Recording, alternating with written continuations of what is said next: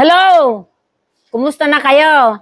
Ako si Lula Vlogger, Aling Bilin, Pitsay Queen. Gusto nyo bang matuto ng fried chicken na juicy at crispy?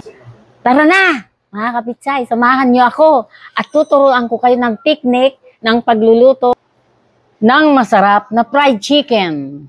Tara na, mga kapitsay! Maglalagay tayo sa isang bowl ng manok.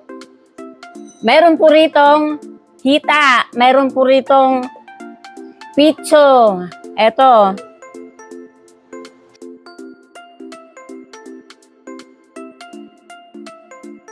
Pagkatapos nito mga kapitsay, maglalagay na tayo ng patis. Lalagyan natin ng patis.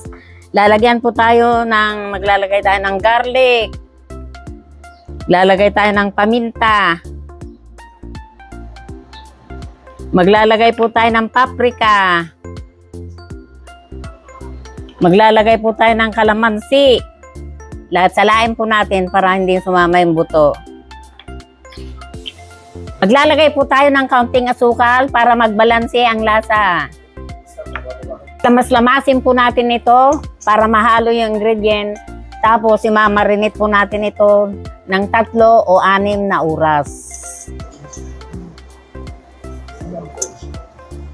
Mga kapitsay at mga apo at mga anak sa ibang lugar, ngayon naman po gagawa po tayo ng breading para sa ating fried chicken.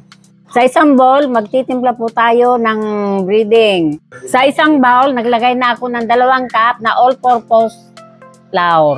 Maglalagay tayo ng kalahating cup na cornstarch. Kalahating kutsarita na paminta at kalahating kutsarita na asin.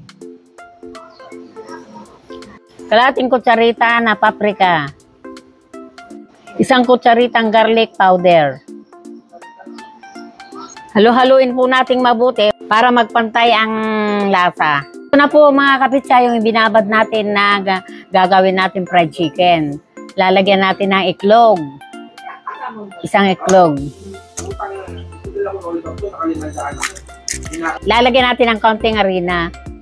Alamasin natin para mag-combine yung nilagay natin. Magpapainit na tayo mga kapitsay ng mantika sa kawali. Lagyan natin ng mantika. Ito, 1 buo.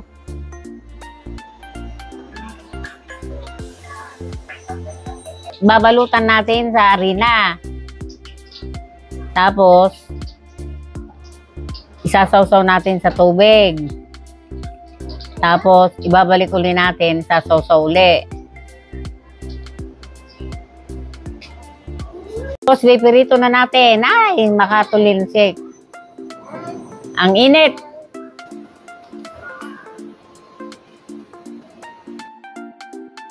Huwag na natin i-overcrowd. Ito yung sikreto ng atin ng pagluluto ng crispy fried chicken.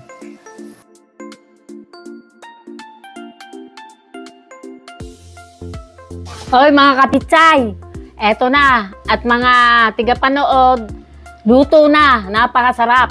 Eto, crispy.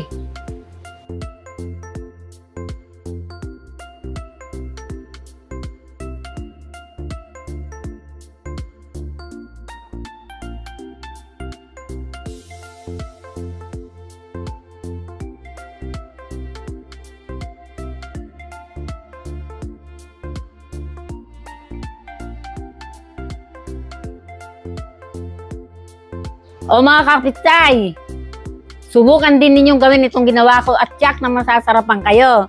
Huwag niyong kalimutan mag-subscribe at i-like ang ating video para sa marami ko pang recipe. O mga apo at mga nanonood kahit saan man sa ibang bansa, hindi ko kayo nakakalimutan.